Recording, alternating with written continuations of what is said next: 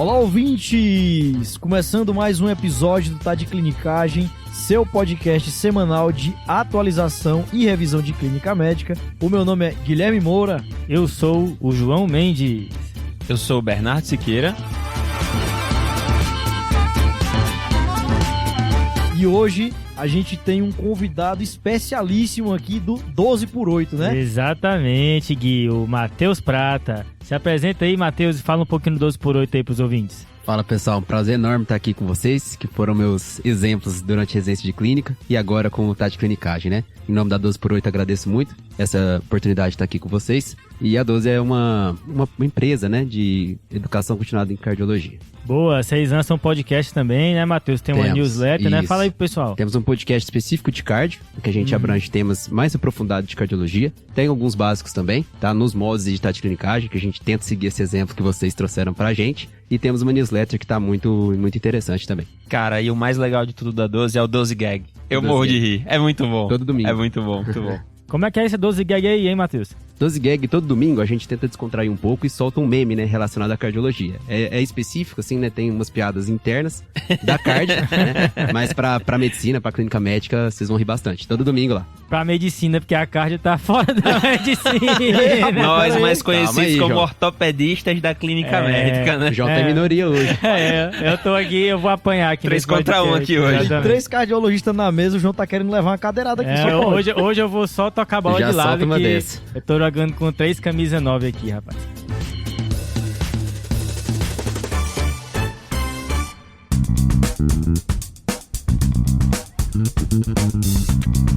João, e tem uma novidade aí do TDC, né, cara, que tá chegando. Exatamente, Gui. É o nosso curso de gasometria, tá saindo do forno aí. E vou fazer um anúncio aqui para todos os ouvintes desse episódio, que no dia 5 de setembro, 5/9, vai ter uma aula de gasometria. Então fica ligado a participar dessa aula e o curso tá saindo do forno. É uma aula gratuita, tá, pessoal? Beleza. E gasometria é aquele exame, né, João? Que não tem como você trabalhar em UTI ou pronto-socorro sem saber gasometria, Exato, né, cara? é essencial para a prática médica nesses cenários de urgência, de terapia intensiva, de paciente crítico. Então, vale a pena um curso elaborado pelo Tá de Clinicagem sobre esse tema super importante.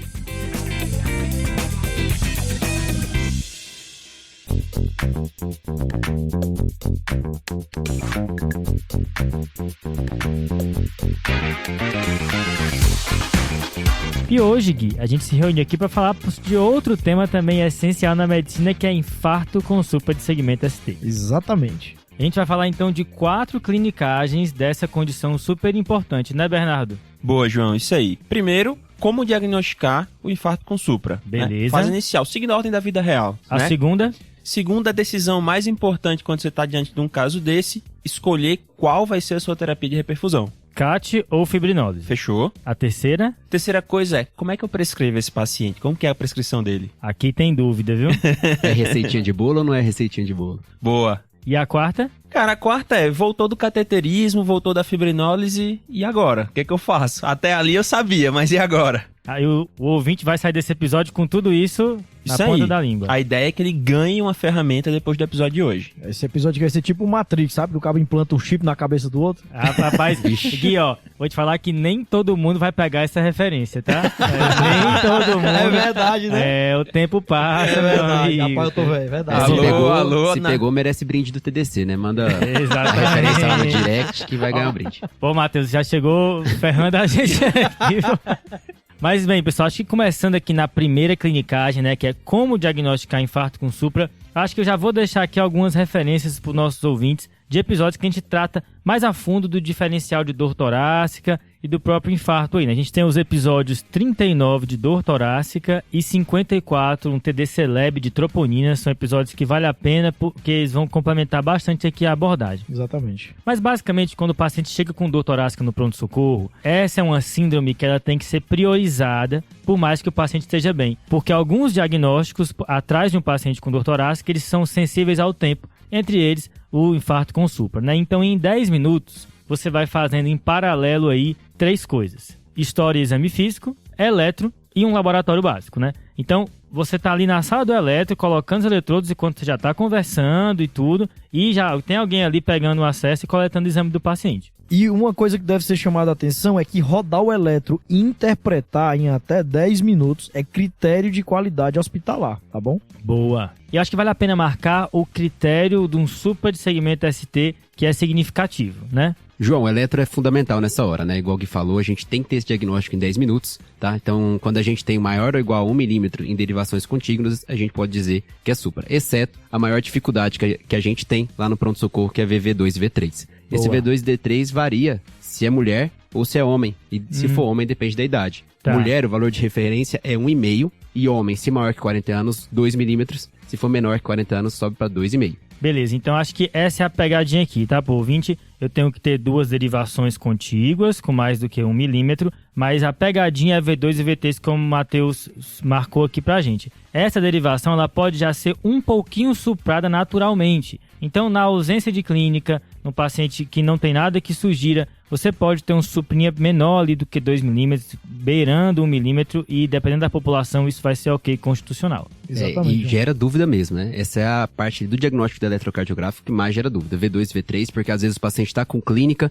e não está batendo 1,5 milímetro, não está batendo os 2 milímetros, e você fica com aquela insegurança, o hemodinamicista às vezes é meio bravo quando você liga. Então, às vezes gera essa insegurança, por isso que repetir o eletro, Bastidores. procurar por mudança dinâmica, mudança de ST, mudança de T, é fundamental. E uma outra diferença, pessoal, é que outras derivações, como as derivações direitas, V3R e V4R, e derivações posteriores, V7, V8 e V9, o critério é meio milímetro. Boa, bem lembrado, hein, Gui? Meio Boa. milímetro. Boa, Gui. Então, marcando aí para os nossos ouvintes, todas 1 milímetro, V2 e V3, dependendo da população, como o Matheus falou, e essas adicionais, meio milímetro. E aí, puxando uma coisa que o Matheus já enfatizou, é a importância do eletrocardiograma seriado, tá? Muitos pacientes que chegam no pronto-socorro, o eletro inicial, ou ele é normal, ou ele é não diagnóstico, e ao repetir o eletro, especialmente quando o paciente tem manutenção da clínica, ou quando você mantém a suspeita diagnóstica, aumenta o seu ganho aí de detecção de alterações sugestivas de isquemia. E além disso, João, sempre lembrar, se o paciente chega para você inicialmente com um quadro de dor torácica, você está suspeitando que é alguma coisa cardíaca, o eletro que você roda lá, o padrão de 12 derivações não tem alteração, você tem a obrigação de rodar aquelas derivações extras, V3R e V4R, e as derivações posteriores também, entendeu? Boa. Que normalmente o pessoal dispara essa conduta só quando tem um supra de derivações inferiores, né? Exatamente. Mas quando o paciente tem clínica e o eletro não sugere, também vale a pena procurar um pouco mais, né? Exatamente. Dessa maneira, explorar Perfeito. as derivações. Principalmente a oclusão de artéria circunflexa pode passar totalmente despercebido no eletrocardiograma de 12 derivações. Boa. Aí você faz V7 a V9, talvez você pode ter alguma pista. E já puxando outra clinicagem aqui, são aquelas populações que vêm com quadro atípico, né? Aqui tem vários registros de infarto, né? Que mostram que alguns pacientes têm quadros diferentes. Eles ou vêm com a dor torácica não tão característica, ou vêm com completa ausência de dor e com outros sintomas como só dispneia, náusea e vômito, palpitações, síncope e eventualmente parada cardíaca, que é outra síndrome que pode ser a abertura de um quadro coronariano. Aqui tem que marcar 3 populações, tá? Pacientes com diabetes, pacientes idosos e mulheres.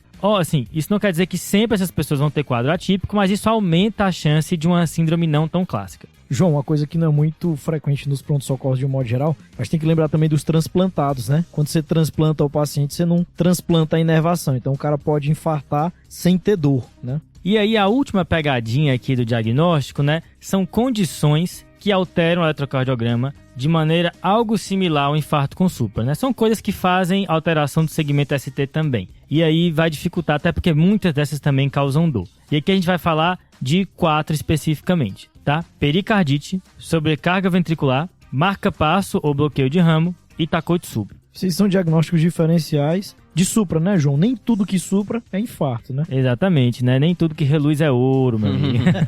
Indo para a primeira dessas condições, a pericardite, né? Tem algumas características, Matheus, que ajudam a diferenciar do infarto, né? A primeira delas, João, é que não segue uma parede específica, né? A gente vai ter um supra difuso, a concavidade para cima, lembrando que a concavidade para cima que a gente não vai levar como critério diferencial. É o suprafeliz, né, Matheus? É essa história do suprafeliz, né? A gente sabe que o supra da pericardite, na grande maioria das vezes, é o supra com a concavidade para cima. Existem algumas outras pegadinhas no eletro que podem ajudar a gente a dar o diagnóstico de pericardite. O infra de PR e uma imagem espelho, né? É até perigoso falar isso, mas a gente tem um infra de AVR na pericardite, tá? Beleza, então na pericardite tem isso, né? Lembrar que o PR fica infrado nas derivações no caso da pericardite, mas se olhar para a AVR, ele está suprado nessa derivação. Nem sempre isso acontece, mas quando eu tenho um supra de segmento ST com essa alteração do PR, te sugere bastante pericardite, né? Além do quadro clínico. Interessante essa questão que o Matheus falou da imagem espelho, né? Só para o ouvinte ficar ligado. Imagem espelho por quê, pessoal? Porque no espelho, se eu levanto o meu braço direito, no espelho eu vou estar levantando meu braço esquerdo, entendeu? Quando é um infarto com supra, o que acontece? Por exemplo, se eu tenho um infarto com supra anterior, eu supro o ST anterior, só que na parede posterior eu vou ter um infra. É isso que se chama de imagem espelho. Isso ajuda muito a fazer diagnóstico de supra quando você está na dúvida de uma derivação, tá? Às vezes vê DO2, D3 está um pouquinho suprado, mas você olha aí a imagem espelho, às vezes na parede lateral está um pouco infrado, você consegue fazer esse diagnóstico. E falando em espelho entre a parede anterior e posterior, lembrar que aquele infra na parede anterior pode ser o supra da parede posterior. Exato, né? Um infra de V1, V2, né? Você tem que olhar lá, V7, V8 e V9. Obrigatoriamente. De infra de V1 a V4, vamos fazer V7, V8. Beleza. Passando para o próximo diferencial aqui de ST, depois da pericardite, a gente chega na sobrecarga de ventrículo esquerdo, né? E dá aquelas famosas alterações de repolarização precoce. Aqui, meu amigo, é mais difícil, né? Cara, eu vou falar pra você que é difícil pra mim até hoje, viu? Porque imagina aquele paciente que é hipertenso, fator de risco para sobrecarga ventricular, hipertrofia ventricular esquerda, que também é fator de risco para doença coronariana, consequentemente para o infarto com supra. Boa parte desses pacientes tem padrão strain, alguns, por ter um QRS negativo, fazem um suprinha ali fixo, mas o cara chegou com a super dor pra você. Você gela, viu? Você fica com medo. Não, Bernardo, outro dia eu mesmo mandei um paciente pro CAT. Resumidamente, um paciente idoso com fator de risco, chegou um edema agudo de pulmão, tinha um supra que parecia ser de repolarização, entendeu? Não tinha dor, mas tinha edema agudo de pulmão. Tava num hospital que eu tinha hemodinâmica acessível, foi pro cateterismo. Não tinha lesão obstrutiva. No final era estenose aórtica importante. Mas assim, se a clínica ela é muito sugestiva, se você tem um equivalente isquêmico muito sugestivo, você não vai descartar o infarto pela morfologia do supra, entendeu? Boa, Gui. E sempre levar em conta a chance que o paciente já parte de ter o diagnóstico. A gente menciona isso várias vezes, né? O paciente que já é idoso, que já é hipertenso e que tem uma clínica que sugere,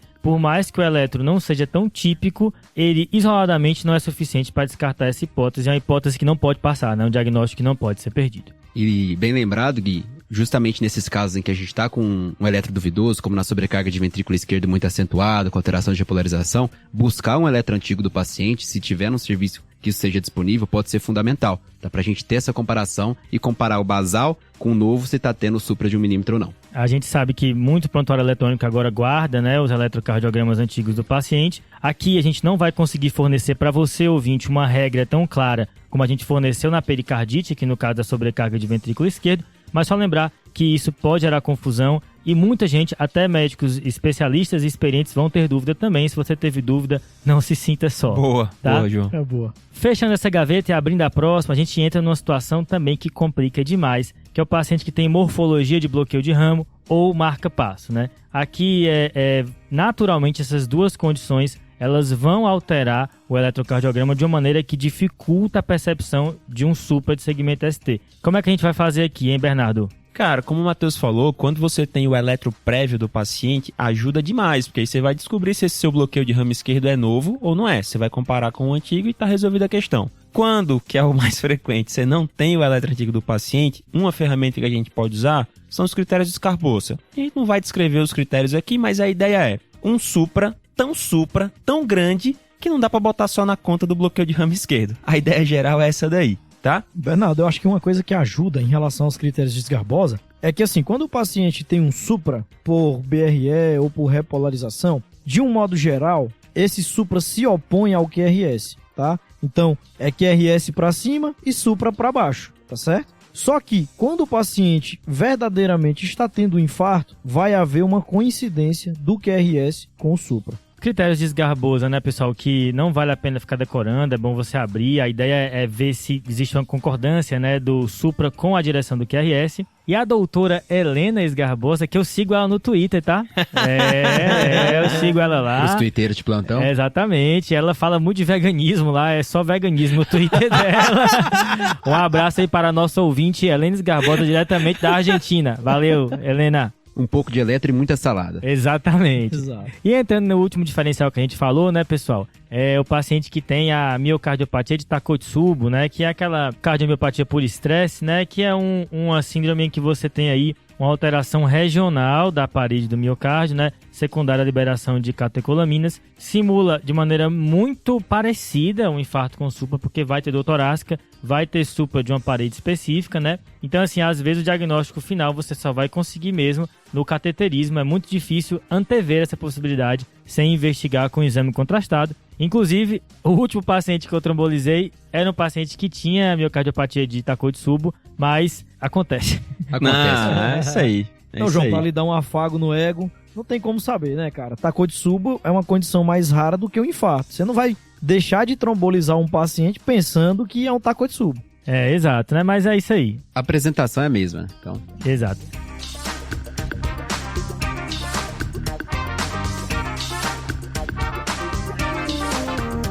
Beleza, pessoal, fechando então a primeira clinicagem, né, eu diagnostiquei o paciente com infarto com supra, e aqui lembrando, pessoal, que a sua conduta, ela é disparada no momento em que você vê que o paciente está suprado. Você vai pedir marcador de necrose, vai pedir troponina, mas você não vai esperar esse resultado para já começar a tratar o paciente, porque essa condição é extremamente sensível ao tempo. Ei, João, isso é interessante, cara, que tu tá falando, porque assim, a galera tem muito medo de desencadear as condutas baseadas só no eletro, né? Eu mesmo, cara, vou revelar aqui, eu mesmo já peguei, assim, recém-formado um supra, e eu fiquei naquela dúvida pedindo para paciente esperar o marcador, entendeu? E isso não é correto. Toda a conduta tem que ser desencadeada assim que você viu o eletro. É supra, inicia a sua conduta. Que inclusive pode vir negativa a primeira troponina do paciente suprado, né? Se Tá o for fluido. muito precoce, né? Boa, viu, Matheus? Eu já peguei, inclusive, trabalhando aqui em São Paulo, um paciente que era um infarto com supra de parede inferior, a primeira troponina abaixo do limite de referência. Mesmo a segunda outra estourou. sensível. Então, Pois é.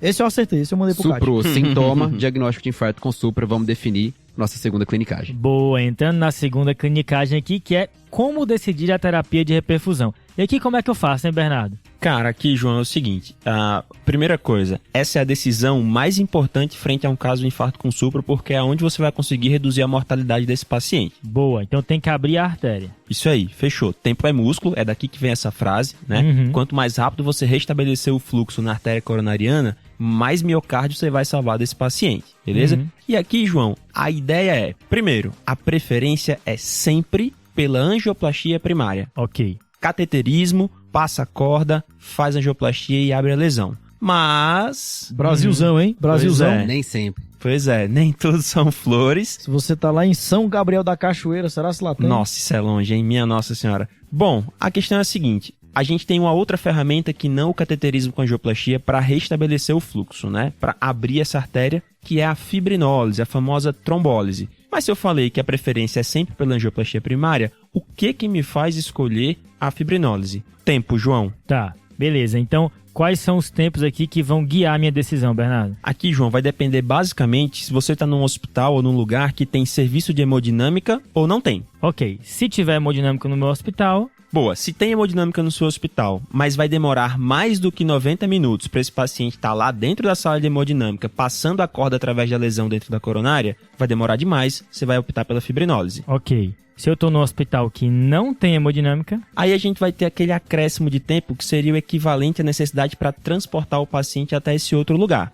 Se, incluindo o tempo de transporte, vai demorar mais de 120 minutos, 2 horas para o seu paciente estar dentro da sala de hemodinâmica com a corda passando pela lesão na coronária, você também vai optar pela fibrinólise. E lembrando, pessoal, que aqui muita gente pensa que é o tempo de transferência do paciente, tá certo? Então 120 minutos não é o tempo que ele sai do seu hospital para chegar no outro. 120 minutos é o tempo que ele sai do hospital e o hemodinamicista está abrindo a artéria dele no outro hospital.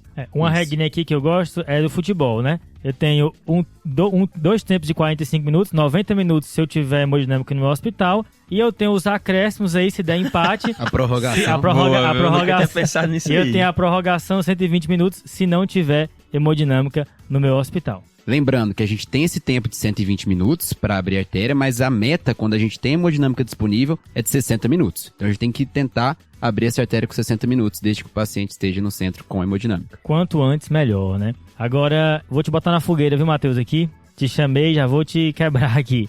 É o seguinte, existe um cenário que é aquele paciente que vem pro hospital com dor há mais de 12 horas e tá suprado. Aqui gera muita dúvida do que fazer, né? Como é que eu vou me guiar nesse cenário, cara? João, é controverso a gente tentar abrir a artéria acima de 12 horas, mas existem 3 situações que a gente vai indicar de preferência o cateterismo de emergência. São elas sinais de isquemia persistente, por exemplo, o paciente que está mantendo uma angina importante, sinais de IC descompensada ou instabilidade hemodinâmica ou elétrica. Boa, Matheus. Então a gente guarda esses 3 aí para valorizar um cateterismo de urgência, por mais que o paciente tenha mais do que 12 horas de dor. Você precisa de pelo menos um deles para você convencer o hemodinamicista de ir com dor maior que 12 horas. Tá? Rapaz, eu tô vendo que existe uma relação abusiva aí, hein?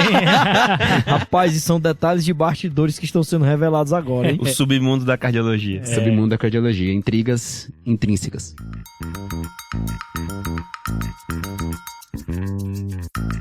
Pô, galera, a gente esqueceu de uma indicação clássica de cateterismo, viu? Qual? Contraindicação ao fibrinolítico. Ah, boa, Bernardo. Nossa Ainda bem que você puxou essa. E aí fica aí pro ouvinte, né? Pessoal, sempre que você está considerando trombolizar um paciente, você abre aquela tabela com as contraindicações e vai checando uma por uma como se fosse um checklist, tá? Não tem por que você decorar essa tabela. Ó, vai bom bater o olho uma vez, saber quais são, mas você vai abrir toda vez, não fique confiando na sua cabeça e passe de uma por uma quando você for considerar a trombólise. E se tiver contraindicação, como o Bernardo falou, aí é pro cateterismo mesmo. E lembrando, João, que a gente tem as contraindicações absolutas, ou seja, você não pode fazer o trombolítico nessa situação, e tem as relativas, tá? Existe alguma divergência entre as diretrizes, por exemplo, a diretriz do ESC e a diretriz brasileira, mas em relação às contraindicações absolutas, que são as mais importantes, a diferença é muito pequena. São meio Beleza. concordantes mesmo, Gui. Fechou. E são muito parecidas, e em alguns lugares até as mesmas, que as contraindicações para trombolizar outras coisas, né? Exato. Uhum. Exatamente. E aí a gente fecha aí a nossa decisão de terapia de reperfusão, fecha a nossa segunda clinicagem e vamos para a terceira, que é como fazer a prescrição do paciente com infarto com supra de segmento ST. Aqui o pessoal puxou o papel do bolso para anotar, viu? E aqui a gente tem então 2 grupos de medicações, certo? Um grupo que são os antitrombóticos e o outro que são as outras medicações. E aqui, entrando nas medicações antitrombóticas, a gente tem 3 remédios aqui. O ácido acetilsalicílico, AS, os inibidores da P2Y12 e a heparina, os anticoagulantes, né? Certo. E aqui a escolha de qual desses remédios eu vou fazer dentro de cada grupo depende muito se eu decidir fazer trombólise ou decidir mandar o paciente para o cateterismo, né? Mas entrando na primeira das 3, na aspirina, né, o ácido acetilsalicílico, aqui é algo meio consensual que todos os pacientes vão receber esse remédio, né? Exatamente, João. Aqui é aquela velha aspirina sabor morango. Quem não comeu uma aspirina sabor morango na infância, não teve infância, né? Rapaz, eu comia 7 belo. É o balachita.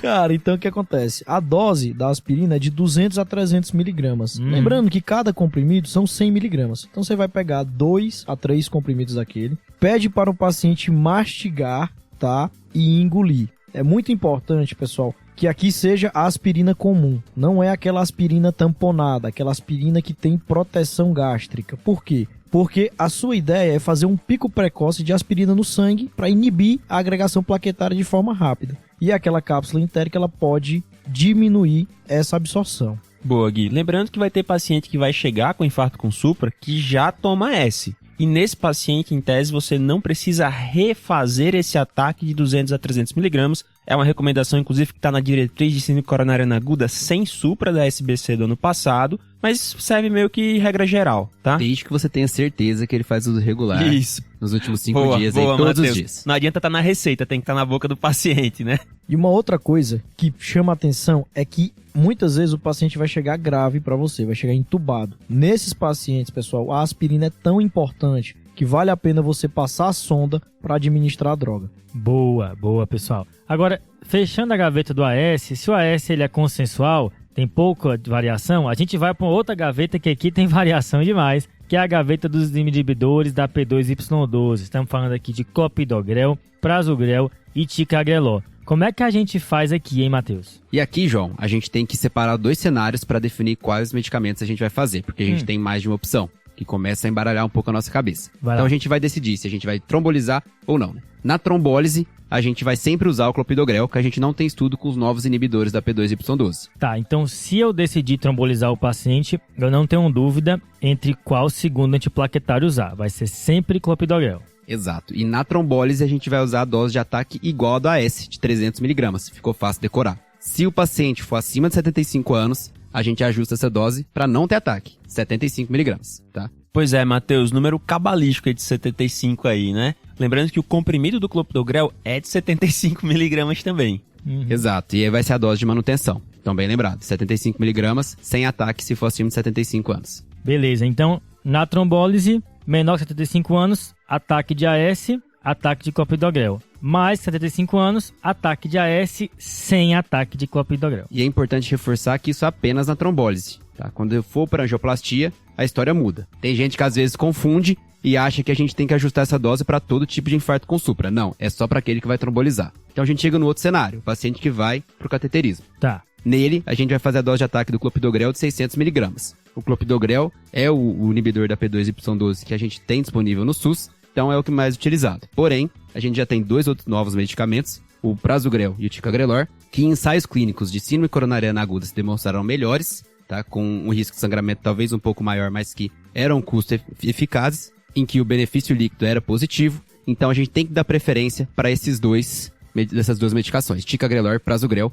com um detalhe que o prasugrel a gente só faz depois de conhecer a anatomia coronariana, na sala de hemodinâmica. Então, Matheus, só pra gente fazer uma recapitulação. O paciente que vai para angioplastia, o ataque do clopidogrel são 600mg, independente da idade. O cara pode ter 80 anos, eu vou fazer os 600, certo? Se o paciente vai para angioplastia, a minha preferência é por ticagrelor ou prasugrel. O ticagrelor eu posso fazer antes, 180mg, são 2 comprimidos, tá certo? E o prasugrel eu só posso fazer depois que eu conheço a anatomia do meu paciente, correto? Ou seja, depois que já viu o cateterismo e sabe onde é que tem as lesões, né? Exatamente. Na prática, os serviços privados acabam adotando o ticagrelor para fazer esse ataque. E o público, que é a grande maioria do nosso aprendizado, o SUS, a gente usa o clopidogrel 600, corre pro abraço. Fechou. Acho que essa é uma dúvida muito grande entre os ouvintes, né? Que é essa questão do segundo antiplaquetário. Vou sublinhar. O ataque do clopidogrel na trombólise é 300, no CAT é 600.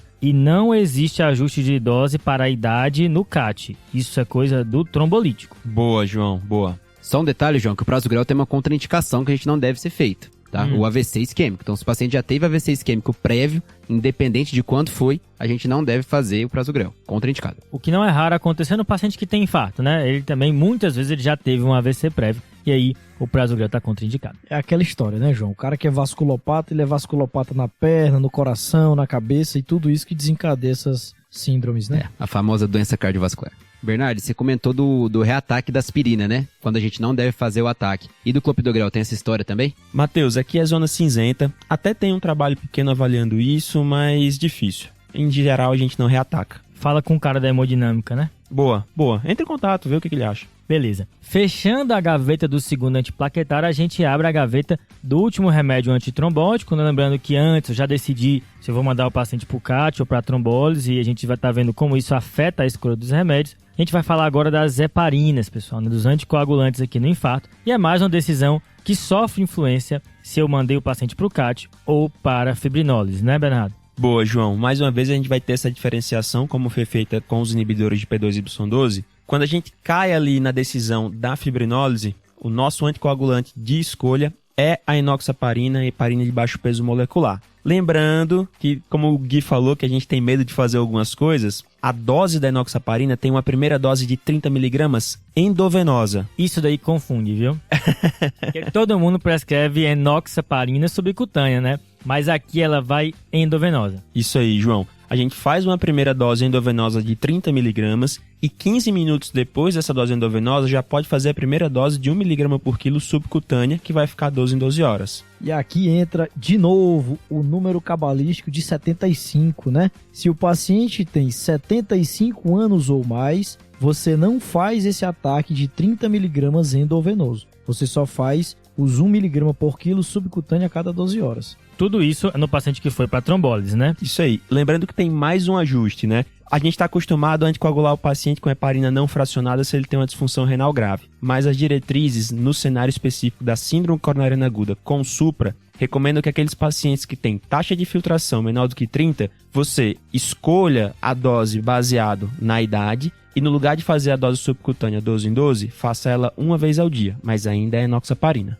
Então, só para fechar aqui, pessoal, a idade vai determinar se eu faço ou não ataque. 75 anos ou mais, eu não faço 30 mg endovenoso. E clearance de creatinina vai determinar a frequência que eu vou fazer. Clearance menor do que 30, eu vou fazer 1 mg por quilo uma vez ao dia, no lugar de 2 vezes ao dia. Isso tudo no paciente que foi para trombólise. Isso aí. Agora, se o paciente foi para o cateterismo, para angioplastia primária, como é que fica? Bom, João, naquele paciente que vai para angioplastia, a droga de escolha vai ser a heparina não fracionada. A boa e velha heparina sódica. Ela mesma. E habitualmente isso é feito lá na sala de hemodinâmica. Então não é uma coisa que geralmente que o emergencista está lá no pronto-socorro vai ter que se preocupar com prescrever. Tá, você vai se preocupar mais com os sonhos plaquetários. Se você vai mandar para o CAT, a heparina vai ficar lá na sala de hemodinâmica. Boa. Tem uma outra situação, João, que você também vai optar pela heparina não fracionada, que é o famoso não tem enoxaparina.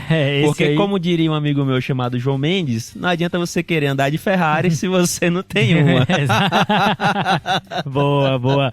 Agora, pessoal, tem um remédio que vira e mexe, ele aparece por aí, que é o tirofiban, né? Inibidor da glicoproteína 2B3A. Isso aí é verdade, que pra mim é que nem caviar, pô, isso aí. Eu só nunca ouvi nem comi, só ouço falar. Abciximab também, né? Essa fera. É outra opção. João, esse inibidor da 2B3A, ele fica reservado para uso do hemodinamicista. A depender do que ele vê ali na sínia, a característica da obstrução da artéria, ou se teve alguma complicação após a implante do stent, ele pode optar por deixar o 2B3A, o tirofiban no caso, por 24 horas aí lá em regime de UCO. Eu ouvi falar, cara, que algumas residências de hemodinâmica, o cara, pra entrar na sala de cateterismo, ele tem que ter uma ampola de abciximab ou tirofiban no bolso. Não sei se é verdade.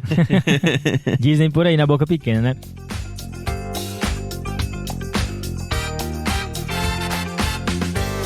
Então a gente fecha a gaveta das medicações antitrombóticas, aqui depois desse comentário do tirofiban, e abre a gaveta dos outros remédios, que a gente está falando aqui de nitrato, de morfina, de oxigênio, tá? Essas medicações, pessoal, a gente fala bastante no episódio 108 de infartos sem supra de segmento ST. Então, se você quiser se aprofundar aqui nessa parte, vai lá no nosso episódio 108 que a gente versa um pouco sobre isso. Então agora a gente termina a terceira clinicagem e vai para a quarta, que é o paciente que retornou da terapia de reperfusão. Você terminou o trombolítico, ele voltou do cateterismo, qualquer uma dessas duas opções, e agora você tem que conduzir o jogo daqui para frente. Como é que a gente faz? Bom, João, falando primeiro do cenário da pós-trombólise, uma coisa que a gente tem que ficar atento é avaliar os critérios de reperfusão em 60 a 90 minutos. Boa. Que são quais, Gui? Então, critérios de reperfusão a gente vai lembrar de 3. Melhora da dor torácica, redução do supra em mais de 50% e as arritmias de reperfusão. Não necessariamente você precisa ter os 3. Os mais palpáveis são melhora da dor e redução do supra.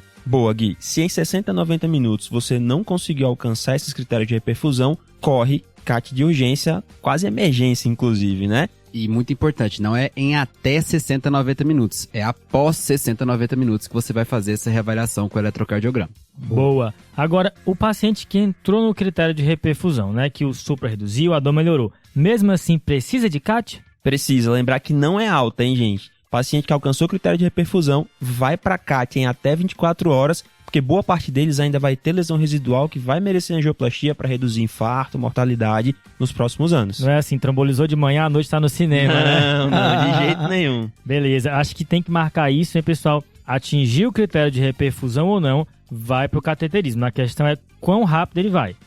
Logo após 2 horas, né, 60 a 90 minutos, como o pessoal frisou, ou em até 24 horas se atingir o critério de reperfusão. Se você não conseguir o CAT nessas 24 horas, você tem que manter esse paciente internado até ele ser regulado para conseguir. Porque o ideal é nessas 24 horas. Mas se isso não for possível, como às vezes acontece no sistema de saúde, a gente tem que deixar esse paciente internado para ser estratificado assim que possível. Boa, Matheusão. E até ele chegar nesse CAT, a gente sabe que a gente vai ter que prescrever esse paciente todo dia, Isso, não é verdade? exatamente. Então vamos falar de dose de manutenção das medicações? Vamos Começar nessa. pelo AS? Beleza, vamos lá. Então, pessoal, em relação ao AS, aspirina você vai fazer 100 mg ao dia. Essa é a dose de manutenção. Fechou. Matheusão, clopidogrel. Clopidogrel 75mg ao dia. Os outros inibidores P2Y12, prasugrel 10mg ao dia, a gente ajusta a dose a depender do peso e da idade, e o ticagrelor de 90mg 2 vezes ao dia.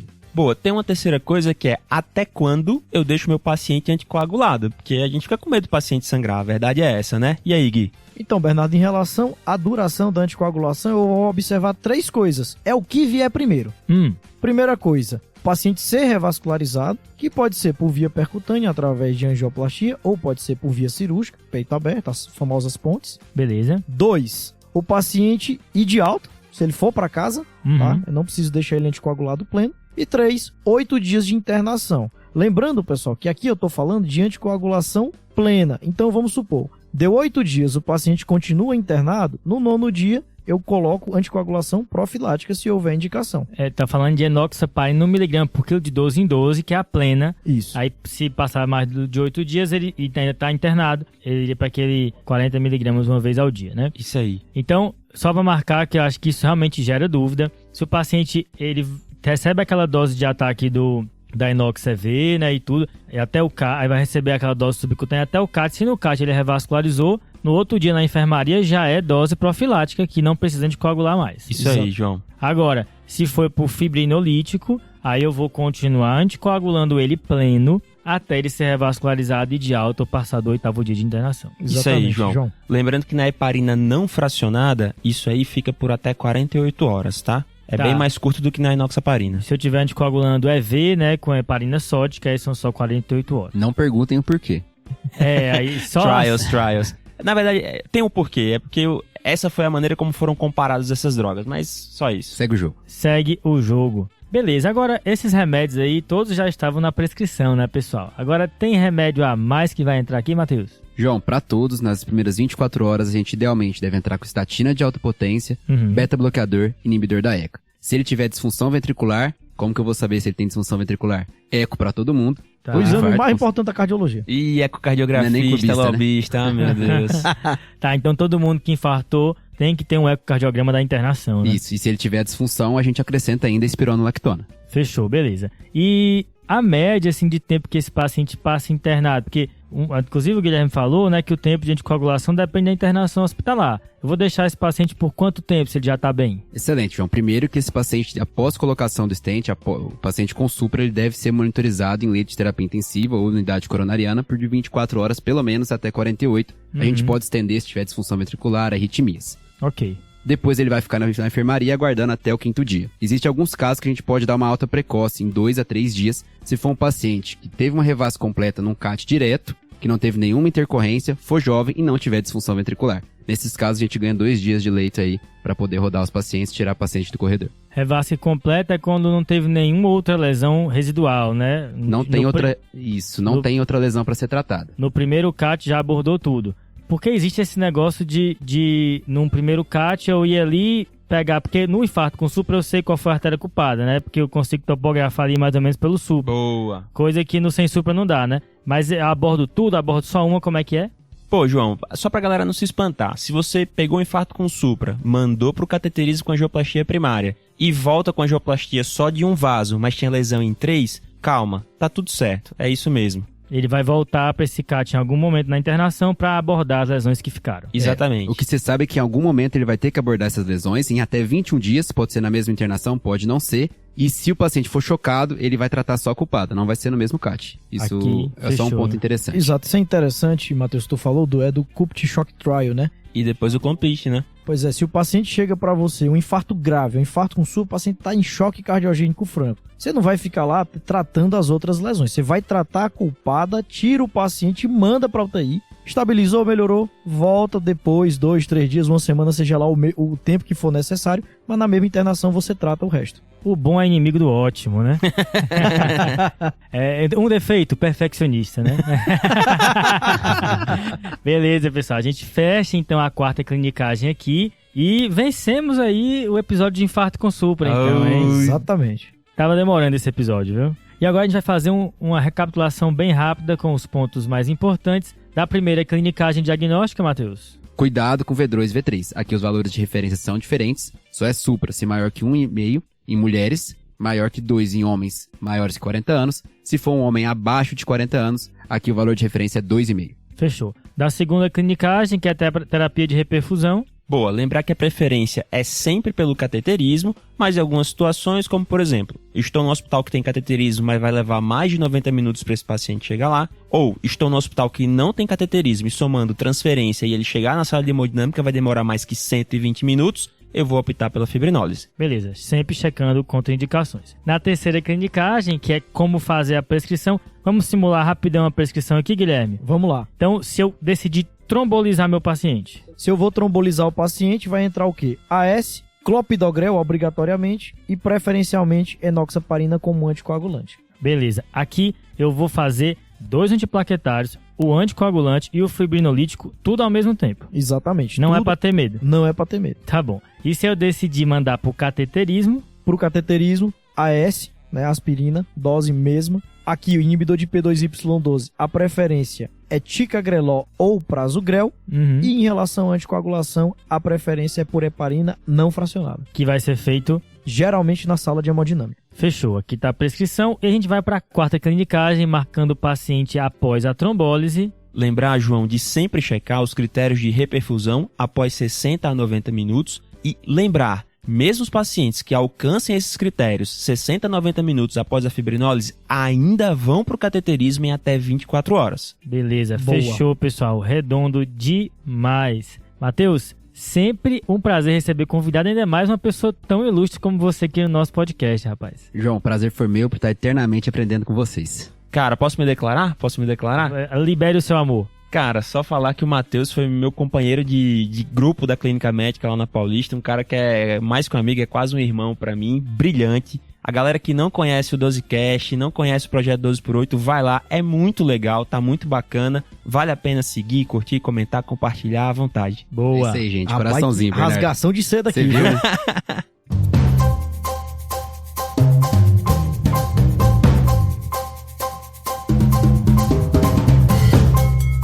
Tradicionalmente, né? Todo convidado inicia os salves aqui no final do episódio, né, Matheusão? E aí, tu tem algum salve aí pra mandar? Os famosos salves do TDC. Vou mandar meu salve pra Maria Júlia, minha colega da 12, que ela é um fã do Tati Clinicagem desde o começo. Rapaz, que moral, hein? Exatamente. Aí sim. Tanto quando a gente começou na 12, a gente começou com a proposta de podcast nos moldes do Tati Clinicagem, ela foi das primeiras que abraçou. Então, salve pra Maria Júlia. Manda bem demais, Maria Júlia. Valeu. Pô, João, queria mandar um salve também pro Renato Cesário, a um ouvinte nosso aí que acabou de entrar no internato lá na Unimontes. Cara, Renatão, aquele salve, cara. Espero te ver na residência de cardiologia aí o mais rápido possível, hein? Valeu, Renato. Valeu, Renato. Boa sorte.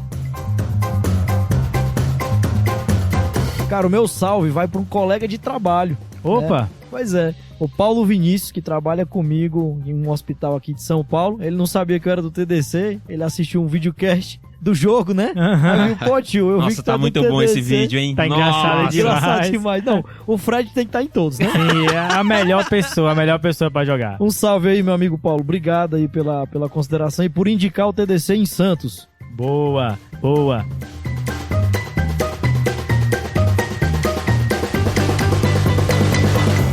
E você, João, tem salve aí? Eu vou mandar pro Zilsen, reumatologista da Uniceplac, lá em Brasília. Eu tive contato com a ex-aluna dele, que hoje é residente aqui da Escola Paulista de Medicina, e disse que ele recomenda e tudo, então a gente fica muito feliz com o alcance do Tati Clinicagem. Obrigado demais, Zilsen. Um abraço. Um abraço, Wilson. E é isso, pessoal. Lembrem de seguir o Tati Clinicagem nas redes sociais, no Instagram, no Twitter, no YouTube. Sigam também lá no seu tocador de podcasts preferido e deixar uma avaliação lá pra gente, pra fortalecer a amizade, Boa. beleza? Ajuda Valeu, muito. então é isso aí, pessoal. Valeu, Fechou, Valeu, falou. fechou.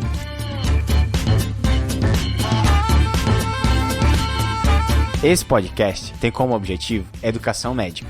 Não utilize como recomendação. Para isso, procure seu médico.